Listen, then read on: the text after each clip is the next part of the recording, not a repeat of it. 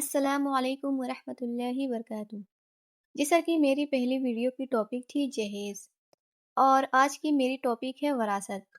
دیکھیں، جہیز کا رواج تو بڑھتا جا رہا ہے، مگر لڑکیوں کو وراثت دینے کا خصوصاً حق اور اہم فرض مردہ ہوتا جا رہا ہے، جبکہ یہ ایسا جبری حق ہے کہ بہنوں نے اگر بھائیوں کے ہاتھ میں اسے چھوڑ بھی دیا تو بھی وہ ساقط نہیں ہوتا۔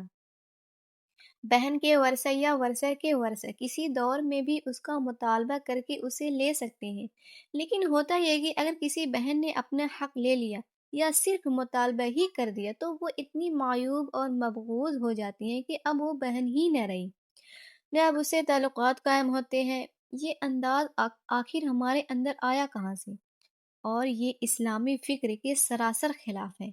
دو بھائی اپنا اپنا حق لینے کے بعد بھی تعلقات جاری رکھتے ہیں اور بھائیوں پر کوئی آنچ نہیں آتی، لیکن یہی کام اگر بہن نے کر دیا تو وہ قرابت یا صلہ رحمی سے خارج کیوں ہو گئی؟ یاد رکھیں، ترکہ تقسیم کر کے بہن کو دے دیا، پھر اس نے خود رکھا، یا بھائیوں کو ہبہ کر کے قبضہ دلا دیا، یعنی بہن لے کر خود دیتے، تب جا کر بھائی اپنی ذمہ داری سے سبکدوش ہو گئے۔ لیکن اگر تقسیم کر کے اس کا حصہ الگ نہیں کیا اور اس نے کہہ بھی دیا کہ میں اپنا حصہ نہیں لینا چاہتی، تب بھی اس کا حصہ ختم نہ ہوا اور برادران اس کے حق سے سبکدوش نہ ہوئے۔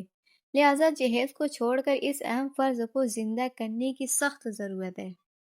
دین پر عمل کا دعویٰ صرف زبانی رہ گیا، مسائل اور فتاویٰ بس کتاب میں لکھے رہ گئے، اور بہن بیٹیاں اور باپ اور بھائی کی جائیداد شرعی حصہ وراثت سے محروم رہ گئی۔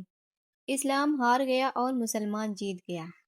اسلام نے عورتوں کو بھی وراثت میں حصہ مقرر کیا ہے، ان کا شرعی حصہ صحیح طریقے سے الگ کر کے دینا ضروری ہے، اور انہیں باپ کے جائیداد سے محروم کر دینا بڑی انصافی اور بے ایمانی کی بات ہے۔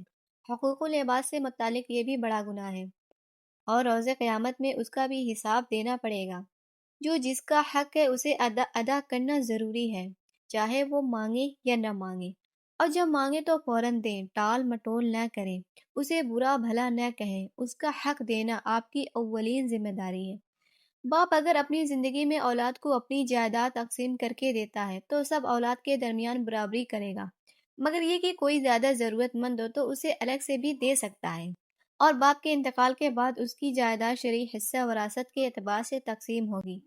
میت کی تجہیز و تکفین، قرض و وصیت کی ادائیگی کے بعد ترکہ تقسیم کیا جائے گا، اس میں تاخیر کرنا درست نہیں۔ باپ کے مرنے کے بعد عموماً بھائی وغیرہ تمام جائیداد پر قابض ہو جاتے ہیں، اور بہنوں سے کہہ دیتے ہیں کہ تمہیں جہیز میں سامان وغیرہ دیا جا چکا، اب تمہارا جائیداد میں حصہ نہیں ہے۔ یہ بہنوں کی حق تلفی ہے۔ جہیز یا کچھ اور دینے سے ان کا شرعی حق یعنی وراثت ختم نہیں ہوتا، ان کے حق کو ہڑپنے والا گنہگار ہوگا، چاہے زندگی میں باپ یا بھائی نے کتنے ہی سامان سے نوازا ہو۔ وہ حق وراثت کا بدل نہیں ہو سکتا۔ بہنوں اور بیٹیوں کو ان کا حق وراثت دینا ضروری ہے۔ اسے دینے والے اور لینے والے کو بھی شرم نہیں کرنی چاہیے، نہ یہ دیکھنا چاہیے کہ سماج کے لوگ کیا کہیں گے۔ اب صورتحال یہ ہے کہ بہنیں اپنا حق مانگنے اور لینے میں شرم کرتی ہیں، اور معاشرے میں بدنامی کے ڈر سے اپنے حق شرعی کا مطالبہ نہیں کرتی۔ یہ معاشرے کی بڑی برائی ہے۔ سماج کو اس پہلو پر غور کرنے کی سخت ضرورت ہے۔ بعض لوگ اپنی بہنوں کو حق وراثت کے مطالبہ پر بہت برا بھلا کہتے ہیں، انہیں اپنے اس عمل پر توبہ کرنے کی ضرورت ہے۔ بہنوں بیٹیوں کا شرعی حق وراثت قرآن میں صاف صاف موجود ہے۔ اسے ادا نہ کرنا اللہ کے نزدیک سخت جرم ہے، اور کسی کا حق مار کر بیٹھے رہنا ہمیشہ کی آگ اپنے اوپر حلال کرنا ہے۔ اللہ تمہیں تمہاری اولاد کے بارے میں نصیحت کرتا ہے کہ مذکر کو دو مونث کے حصے کے برابر حصہ دو، یعنی دو بہنوں کو جتنا حصہ ملے گا اتنا ایک بھائی کو ملے گا۔ یہ آیت واضح طور پر بہنوں کے شرعی حصہ وراثت کو بیان کرتی ہے۔ پھر بھی سماج میں ان کے شرعی حق کو ہڑپنے والے خود کو دیندار اور بڑے نیک اعمال والا سمجھتے ہیں۔ کیا سماج کا یہ ظالمانہ عمل قرآن کے صحیح حکم کے خلاف ورزی نہیں ہے؟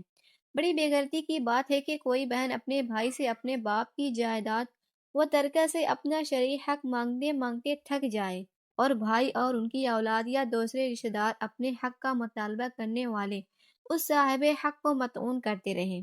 ایک ماں باپ کی اولاد میں اتنی نفرت و دشمنی کیسے ہو جاتی ہے؟ ایک ساتھ دودھ پینے والے، ایک ساتھ کھیلنے والے اور ساتھ ہی بڑے ہونے والے بچے بڑے اور شادی شدہ اور صاحب اولاد ہو کر اتنے غیر کیسے ہو جاتے ہیں کہ ان کے حقوق ہی نہ دیں اور انہیں مانگنے پر برا بھلا کہیں؟ لہٰذا اپنے اپنے گریبان میں جھانک کر دیکھیں اور جن کا حق باقی ہو اسے ادا کریں۔ اگر آپ کے باپ دادا میں کسی نے کسی کا حق دبایا ہو، اپنی بہنوں کا یا کسی اور کا حق شرعی نہ دیا ہو، تو آپ انہیں یا ان کی اولاد یا اولاد کی اولاد کو ضرور دیں۔ نسلیں گزر جانے کے بعد بھی کسی کا ہڑپ کیا ہوا حق ختم نہیں ہوتا۔ یہ حقوق العباد کا معاملہ ہے جو بڑا نازک ہے اور جسے اللہ بھی معاف نہیں کرے گا۔ اس عنوان پر طویل اسپیچ ہو سکتی ہے، مگر فی الحال اتنے ہی پر اکتفا کیا جاتا ہے۔ جو حضرات عمل کرنا چاہیں ان کے لیے انشاءاللہ یہ چند حروف بھی کافی ہوں گے۔ واللہ عالم۔